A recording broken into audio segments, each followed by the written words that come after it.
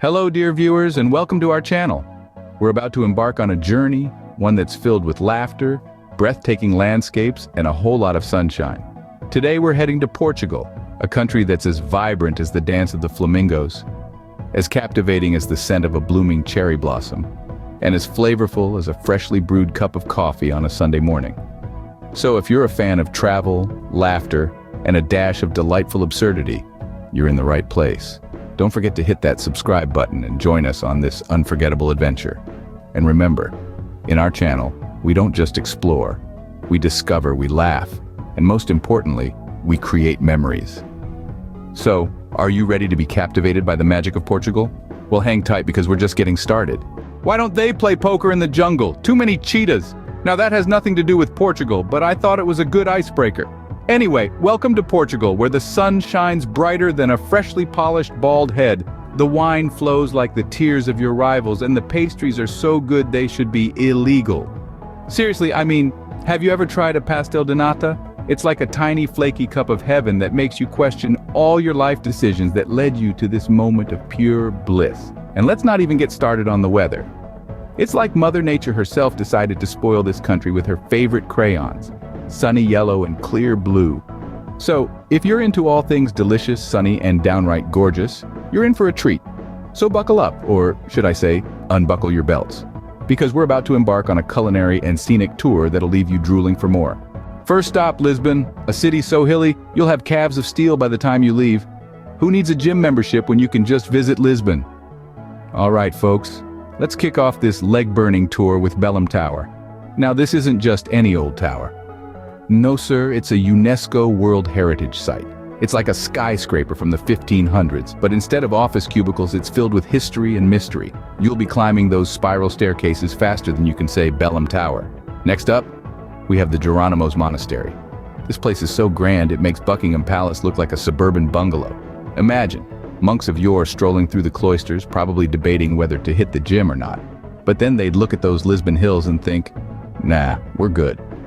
Now, if you're tired of history and ready for some hipster vibes, let's roll down to the LX Factory. It's an urban island filled with quirky shops, funky food, and street art that's so cool, it might just give you a frostbite.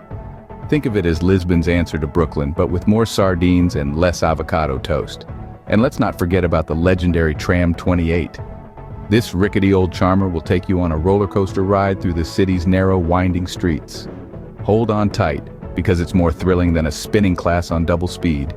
But hey, don't worry about all those hills. Sure, they might make your legs feel like jelly, but remember, pain is just weakness leaving your body. And with every hill you conquer, you're not only seeing the best of Lisbon, but you're also getting one step closer to those dreamy, Instagram-worthy calves. So pack your humor, your walking shoes, and maybe a snack or two. You're going to need it. After all, Lisbon isn't just a city, it's an adventure, a history lesson, and a workout all rolled into one. So there you have it, Lisbon. The city that gives you a historical tour and a leg day all in one.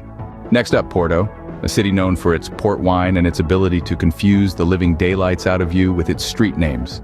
Now, don't get me wrong, I love Porto. It's like that eccentric aunt who gives you chocolate liqueurs for breakfast and teaches you how to salsa. But boy, oh boy, does it have some head-scratching street names.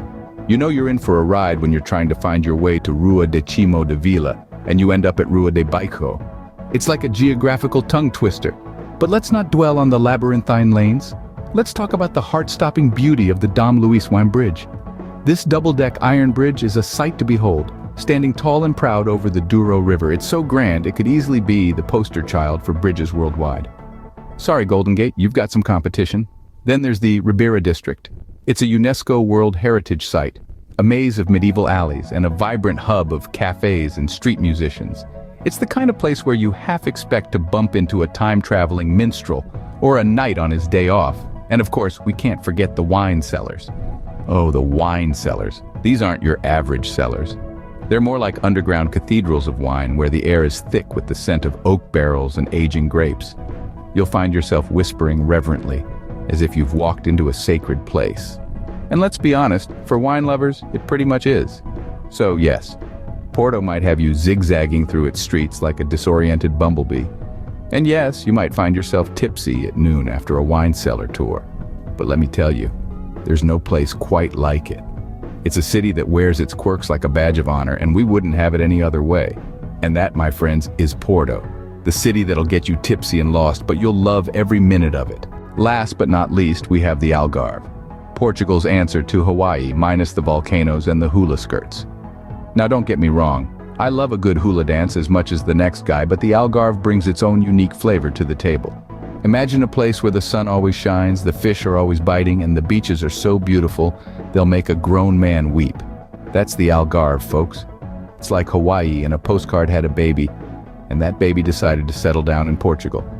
Now you might be wondering, what's so great about the Algarve? Well, pull up a beach chair and let me tell you. It's not just the golden sands that stretch as far as the eye can see, or the sparkling azure waters that make you want to dive right in. It's the quaint fishing villages where you can sit down to a plate of freshly caught sardines and feel like you've stepped back in time. It's the stunning cliffs that seem to rise out of the ocean, standing as sentinels of the coast, their rugged faces sculpted by the elements over centuries. And let's not forget about the people. Warm, welcoming, and always ready with a joke or a story, they're the heart and soul of the Algarve. So pack your bags, grab your flip-flops, and get ready for a Portuguese adventure like no other. And that's the Algarve for you, where you can get a tan, eat fish, and pretend you're in Hawaii all at the same time. Well, that's all we have time for today, folks. I hope you enjoyed our whimsical whirlwind tour of Portugal. We've been up Lisbon's hills, down into Porto's wine cellars, and even surfed Algarve's waves. Lisbon, where your calves grow stronger than an Olympian. Porto, the city that makes you feel like you're in a Maze Runner movie. And Algarve, where you can pretend you're in Hawaii without the pricey plane ticket. So, there you have it, Portugal. A country that offers a workout in Lisbon, a labyrinth in Porto, and a Hawaiian experience in the Algarve. What more could you ask for? Before we wrap up, let's take a moment to appreciate you. Yes, you, our amazing viewers. Without your support, these adventures wouldn't be possible. If you've been enjoying these videos and our quirky takes on travel, why not show your love? Go ahead and smash that like button, and if you haven't already, subscribe to our channel to keep up with our travels. Your support means the world to us, and it helps us bring more of these delightful explorations to your screens. Thank you for being a part of our journey, and here's to many more adventures together.